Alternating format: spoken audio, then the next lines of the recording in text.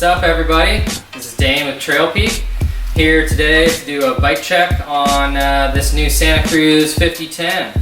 Built this thing up for winter riding and still got the Hightower LT, but mainly gonna ride this bike throughout the winter on the local trails, just kind of more suited for that. But anyways, let's get into it.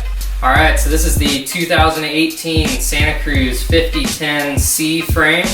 It's a medium. I'm 160 pounds, 5'9".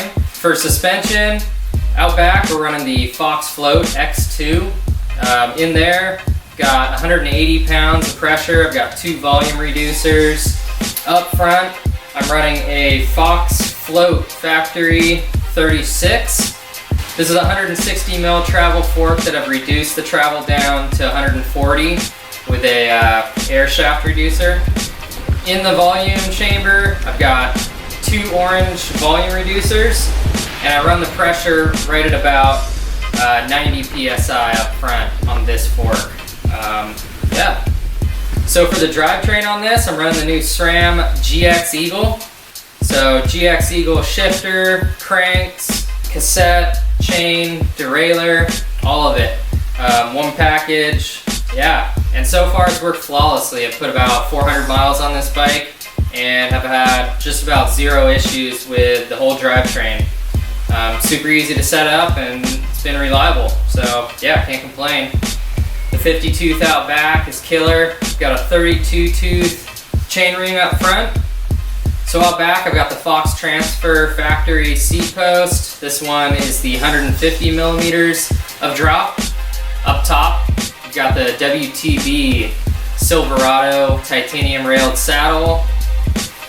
Up front here, we've got Chromag Fubar OSX bars. These are 780, left them uncut versus the 770s like on my Hightower. The shorter reach on the 5010, it feels pretty good with the 780 bars. It's a little shorter than my Hightower, so the 780 felt pretty good. And running a Race Face 50 millimeter turbine stem. Got a Chris King headset, the Inset 3, just a black Chris King headset up here. For grips, got the Sensus Disses DeBoss gum rubber grips with the nice red anodized lock rings. And for brakes on this thing, I'm running the Avid Codes. These are the slightly older model codes, but had tons of good luck with these things. Seen a lot of the newer SRAM brakes come back with master cylinder issues and warranty problems, so I saw that QBP had these in stock, so picked these bad boys up. There's the last few that they had, and so far so good. These things are killer. Super powerful and really reliable. Yeah, I've had 0 issues with these. Ran these on my downhill bike for years, and yeah, loving them on the trail bike. Right now for the winter conditions, I'm running the WTB Vigilantes front and rear. These are both tough casing, high grip, 2.3s. Up front, I usually run about 25 PSI. Out back, right around 28 PSI. So a lot of you are wondering what I think of this bike versus a Bronson and why I went with this shorter travel bike. You can get away with a lot on this thing.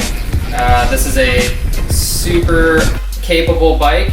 It's only 130 millimeters of travel and 140 up front, but this thing is just about as good in every way as the Bronson that I had. Probably one of the most playful bikes I've ever been on. Incredibly nimble in the corners, really fun to pedal around.